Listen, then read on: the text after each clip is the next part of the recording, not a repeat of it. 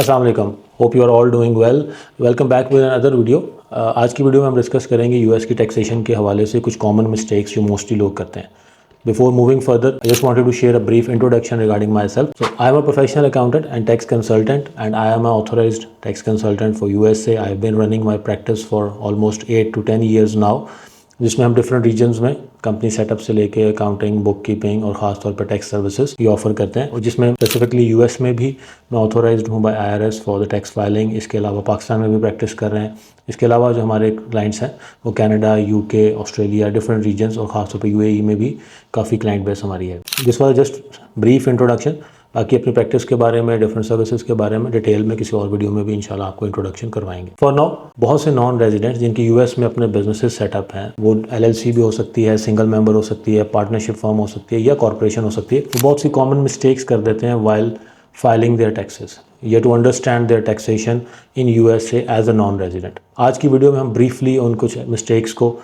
Identify करेंगे और discuss करेंगे ताकि आप उन मिस्टेक्स को अवॉइड कर सकें, क्योंकि उनमें से कुछ मिस्टेक्स ऐसी हैं जिनकी वजह से आपको बहुत हैवी पेनल्टीज़ और डिफरेंट इश्यूज़ का सामना करना पड़ सकता है। सबसे पहली और सबसे बड़ी गलती ये है कि एज ए नॉन रेजिडेंट बहुत से लोग टैक्स फाइलिंग को ही ज़रूरी नहीं समझते। ये हमने लास्ट वीडियो में भी ये चीज़ बहुत डिटेल में डिस्कस की थी, और अगर आपका बिज़नेस यूएस में है या आप उसकी टैक्सेशन के बारे में ज़्यादा डिटेल में समझना चाहते हैं कि नॉन रेजिडेंट के लिए टैक्स कंप्लायंसेस किस तरह से ज़रूरी हैं, आप उस लास्ट वीडियो को देख सकते हैं और उसमें आपको डिटेल्ड अंडरस्टैंडिंग डेवलप हो जाएगी। फॉर नाउ,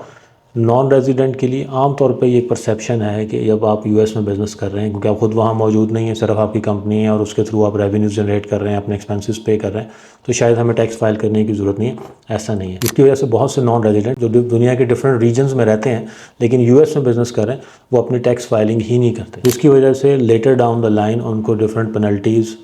और फाइन्स और नोटिसेस और इस तरह के इश्यूज़ का सामना करना पड़ता है। तो इसलिए सबसे पहली जो चीज़ आपने समझनी है कि आप नॉन रेजिडेंट हो या आपकी कोई टैक्स ट्रीटी के थ्रू कोई टैक्स बेनिफिट बन रहा है या आपका बिज़नेस वहाँ पर रजिस्टर्ड है,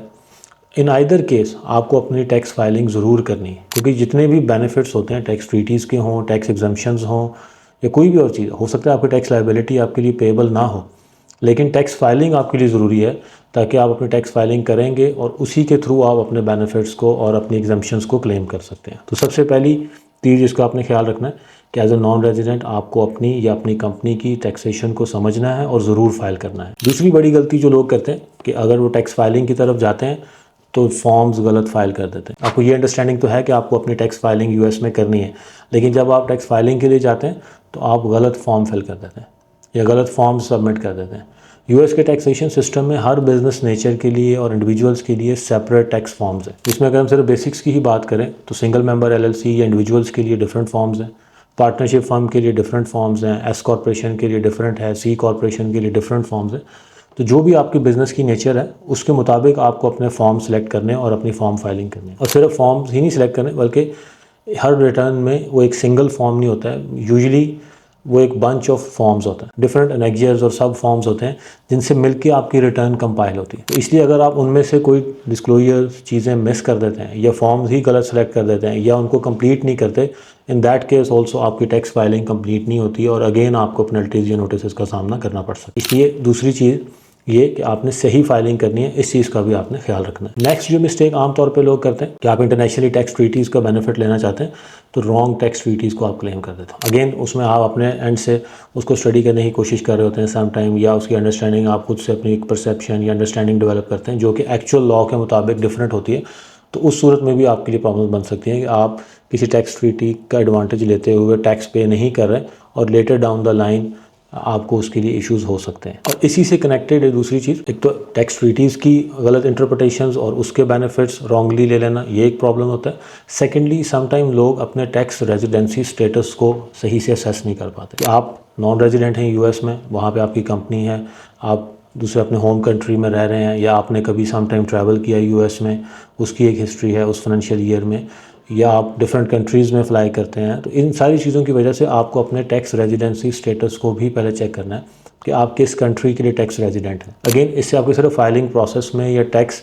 पेमेंट्स जो आप पे ड्यू हैं उनमें फ़र्क आएगा। अगेन आपको फाइलिंग तो हर सूरत करनी है यूएस में, अगर आपकी कंपनी सेटअप है या आपका बिजनेस है या वहाँ से इनकम जनरेट कर रहे हैं तो आपको टैक्स फाइलिंग तो ज़रूर करनी है। लेकिन इसके लिए ये समझना ज़रूरी है कि आपका टैक्स रेजिडेंसी स्टेटस यूएस में क्या है और अगर आप और कंट्री में कहीं रह रहे हैं तो वहाँ पे क्या, और आप एक्चुअली टैक्स रेजिडेंट कहाँ के हैं, उसके अकॉर्डिंगली आपकी फाइलिंग फाइनलाइज होती है। नेक्स्ट एक और बहुत बड़ी मिस्टेक जो आमतौर पे टैक्स फाइलिंग करने वाले और जो कंप्लाइंट कंपनीज होती हैं वो भी कर जाते हैं, specifically as a non resident, कि आप अपनी टैक्स फाइलिंग तो कंप्लीट कर लेते हैं, that can could be through paper filing और ई फाइलिंग। ई फाइलिंग में तो ऑटोमेटिकली आप जब तक अपनी बैंक अकाउंट डिटेल्स साथ ऐड नहीं करते हैं या पेमेंट मेथड नहीं देते हैं कि आप किस तरह से अपने टैक्स की पेमेंट करना चाहेंगे, तो रिटर्न यूजुअली सबमिट नहीं होती। लेकिन पेपर फाइलिंग में आमतौर पे आप अपनी रिटर्न फाइल करते हैं और उसमें अगर आपका कुछ नेट प्रॉफिट फिगर आ रही है एंड उसकी बेस पे आपकी कोई टैक्स लाइबिलिटी बनती है, that can be any amount, वो $5-10 से लेके हज़ारों डॉलर्स में भी हो सकती है, लेकिन जो भी है आपने वो अमाउंट पेएबल आपकी रिफ्लेक्ट हो रही है रिटर्न में, या आपने जस्ट प्रॉफिट शो कर दिया, आपने रिटर्न कंप्लीट नहीं की और उस पर टैक्स लाइबिलिटी कैलकुलेट नहीं की, लेकिन एक्चुअली आपकी टैक्स लाइबिलिटी बनती है और आपने अपनी रिटर्न तो फाइल कर दी लेकिन आपने अपनी टैक्स लाइबिलिटी पे नहीं की। उस सूरत में भी इसके सीवियर कॉन्सिक्वेंसेस होते हैं कि